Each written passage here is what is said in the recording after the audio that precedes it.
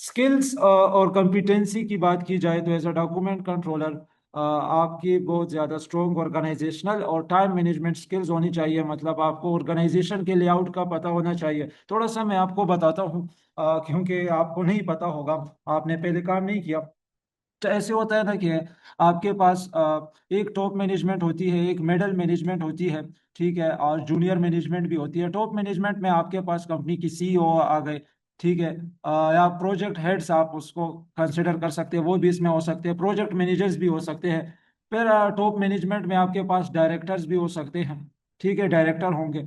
और फिर middle management की बात की जाए तो आपके पास मैनेजर्स हो गए और फिर सुपरवाइजर्स आपके पास हो गए, ये मिडल मैनेजमेंट में। फिर नीचे वर्कर्स में आप आ जाए तो आपको मशीनरी ऑपरेटर्स मिलेंगे, ठीक है, लेबर्स आपको मिलेंगे। तो एक हायरार्की के तहत एक इदारा चलता है, तो आपको इस चीज़ का स्ट्रॉन्ग नॉलेज होना चाहिए, ठीक है। और टाइम मैनेजमेंट बहुत ज़्यादा लाजमी है। फिर वो आप डॉक्यूमेंट कंट्रोलर हो या हेल्थ एंड सेफ्टी असिस्टेंट हो, ठीक है, या फिर आप ऑडिटर हो, आपका रोल जो भी है, आपकी रिस्पॉन्सिबिलिटीज जो भी है, तो उस सब के लिए टाइम मैनेजमेंट बहुत ज़्यादा लाजमी है, ठीक है।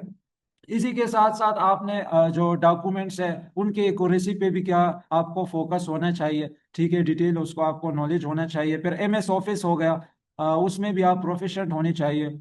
और पीडीएफ टूल्स का आपको नॉलेज होना चाहिए। आजकल तो गूगल पे मुख्तलिफ पीडीएफ टूल्स हैं, ठीक है, कोई भी काम आप उससे करा सकते हैं, फ्री भी आपको मिल जाते हैं। आई लव पीडीएफ हो गया, फिर इसी तरह और भी है, ठीक है। एमएस ऑफिस का बहुत अच्छा नॉलेज आपको होना चाहिए। एमएस ऑफिस में बात की जाए तो एमएस वर्ड आ जाता है आपके पास, एमएस एक्सेल आपके पास आ गया, पावर पॉइंट हो गया, ठीक है। तो इन सारी चीज़ों का आपके पास नॉलेज होना चाहिए। फिर दूसरी चीज़ कम्युनिकेशन है।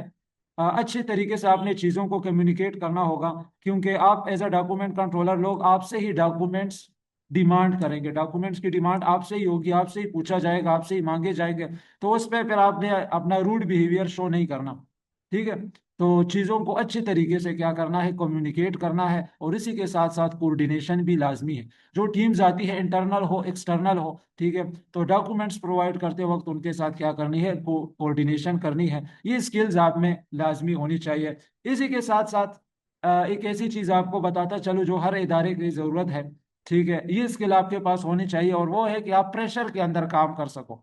एक ही टाइप पे मल्टीपल स्टेक होल्डर के साथ एक ही वक्त पे आप दो तीन काम कर सको, ठीक है ना। बाज़ औक़ात आपको काम दे दिया जाता है कि यार ये आप कर लें, ठीक है, तो ये अंडर प्रेशर का काम आ जाता है जिसमें टाइम होता है प्रॉपर। तो ये चीज़ें आपने क्या करनी है, प्रॉपर तरीके से इन चीज़ों को मैनेज करना है। आपने प्रेशर के अंदर कैसे काम करना है, ये एबिलिटीज़ भी आपके साथ होनी चाहिए। अच्छा, डॉक्यूमेंट कंट्रोल की प्रोसेस की मैं बात करूं, इसका फ्लो कैसे होता है, तो जानते हैं इसको जनाब। सबसे पहले मैंने कल भी आपसे कहा था कि जी आप डॉक्यूमेंट क्रिएट आप नहीं करते, ठीक है। ज्यादातर डॉक्यूमेंट्स के ऑथर होते हैं, ठीक है। हेल्थ एंड सेफ्टी पॉलिसी है, डॉक्यूमेंट कंट्रोलर बनाएगा कि हेल्थ एंड सेफ्टी मैनेजर बनाएगा? हेल्थ एंड सेफ्टी मैनेजर बनाएगा, कोऑर्डिनेशन के साथ, ठीक है, टीम्स के साथ मिलके। तो कौन हो गया हेल्थ एंड सेफ्टी मैनेजर? आपके पास ऑथर हो गया, ठीक है। वो क्या करता है, डॉक्यूमेंट को प्रिपेयर करता है, बनाता है। फिर बनाने के बाद वही डॉक्यूमेंट सबमिट हो जाता है डॉक्यूमेंट कंट्रोलर के पास, आपके पास वो डॉक्यूमेंट आ जाता है। आप उसको, आपका आपने जो रजिस्टर मेंटेन किया है, जो सिस्टम है, ठीक है, उसमें आप उस चीज़ को क्या करते हो, शामिल करते हो अपने रजिस्टर में, उसको क्या कर लेते हो, इंक्लूड करते हो। जब आपने उस चीज को अपने पास सेव कर दिया, इंक्लूड कर दिया, फिर आप क्या करते हो, वही डॉक्यूमेंट्स अभी रिव्यू के लिए, अप्रूवल के लिए जाते हैं। मिसाल हेल्थ एंड सेफ्टी के मैनेजर ने पॉलिसी बनाई है, तो अभी यही अप्रूवल के लिए उसी हेल्थ एंड सेफ्टी का जो जनरल मैनेजर है, मैनेजर से ऊपर जनरल मैनेजर है, उसके पास अभी ये डॉक्यूमेंट्स क्या होते हैं, आप सेंड करते हैं, उसके पास जाते हैं अप्रूवल के लिए और रिव्यू के लिए।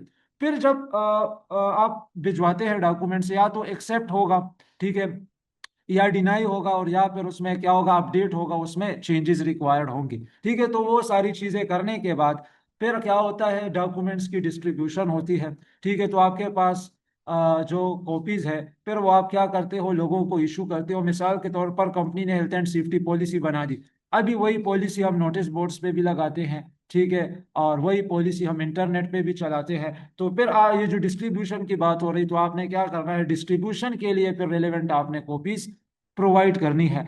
स्टोरेज आर्कीविंग की बात होती है, फिर ठीक है। आपके पास हार्ड कॉपी में भी ये जो डॉक्यूमेंट है, हर डॉक्यूमेंट हार्ड कॉपी में भी स्टोर होना चाहिए और इलेक्ट्रॉनिकली भी स्टोर होने चाहिए। आज तक तो खैर बहुत ज़्यादा इलेक्ट्रॉनिकली हो गए, उसके लिए आप गूगल ड्राइव का इस्तेमाल कर सकते हैं। क्या हो सकते हैं, कंपनी एक ड्राइव बनाए, उसमें हज़ारों पेर डॉक्यूमेंट्स आ सकते हैं, आप उसमें अपलोड कर सकते हैं। ठीक है। फिर इसी के साथ फिर आखिरी जो स्टेप होता है आपका ऑडिट का होता है। ठीक है। फिर ऑडिट में आपने क्या करना होता है, ऑडिटर्स को यही डॉक्यूमेंट्स प्रोवाइड करने होते हैं, क्योंकि ऑडिटर का काम ही डॉक्यूमेंट्स के साथ है। ठीक है। वो आपसे और चीजें नहीं पूछता, डॉक्यूमेंट का पूछता है, और डॉक्यूमेंट के अंदर फिर चीजें पूछते हैं कि ये कैसे, ये क्यों हुआ। ठीक है ना। तो फिर इस तरह से ये क्या आपके पास डॉक्यूमेंट कंट्रोल का प्रोसेस है, जो फ्लो है, इस तरीके से चलता है। अच्छा, document control in oil and gas and construction, oil and gas और कंस्ट्रक्शन की बात की जाए तो आपको अंदाजा हो रहा होगा कि इसमें आपको किस किस्म के डॉक्यूमेंट्स का सामना करना पड़ सकता है। कंस्ट्रक्शन है तो प्रोजेक्ट की ड्राइंग्स हो गई, ठीक है, वो भी आप ही कंट्रोल करते हो, आपके पास सारी चीज़ें सेव होती है। ठीक है। और फिर इसके अलावा डेटा शीट्स है, इन्वेंट्री शीट्स हो गई, टेक्निकल रिपोर्ट्स हो गई, जो कॉन्ट्रैक्ट्स है कंपनी के कॉन्ट्रैक्टर के साथ जो कॉन्ट्रैक्ट किया है वो भी आपके पास होगा। ठीक है। इसके अलावा और जो मामला है, अच्छा, आईएसओ स्टैंडर्ड्स की मैं बात करूं, ठीक है, इसको असरअंदाज नहीं कर सकते, बिल्कुल भी नहीं कर सकते। आपने स्ट्रिक्ट ताउन करना है, कंप्लायंस आपने शो करनी है, ताउन जाहिर करना है आईएसओ स्टैंडर्ड्स के साथ। आईएसओ स्टैंडर्ड्स की जो डिमांड होगी उसी के तहत आपने क्या करना होता है, चलना होता है। और इफ हम ऑयल एंड गैस की बात की जाए तो वहां पर health and safety, environmental management के डॉक्यूमेंटेशन आ गई, प्रोसीजर्स आ गए, फिर परमिट्स आ गए। अच्छा, प्रोसीजर्स ये तरीकाकार को कहते हैं, काम करने का तरीका, वेल्डिंग मशीन है उसको चलाने का अपना प्रोसीजर है। ठीक है। उस प्रोसीजर के तहत फिर काम होता है, तो प्रोसीजर रिटर्न में होता है, और वही रिटर्न किसके पास से होगा, आपके पास से हो। ठीक है। तो जितनी डॉक्यूमेंटेशन है, जितनी प्रोसीजर्स है, फिर परमिट्स हो गए आपके पास, hot work permit, cold work permit, confined space work permits हो गए, या फिर आपके पास ऑडिट की रिपोर्ट्स हो गई। तो ये सारी चीजें आपके पास सेव होनी चाहिए। और इसी के साथ साथ अगर बात की जाए तो कंस्ट्रक्शन में आपने document, as a document controller, आपने जितनी भी ड्राइंग्स हो गई, उन सारी चीजों को आपने मैनेज करना है, वो आपके पास होगी।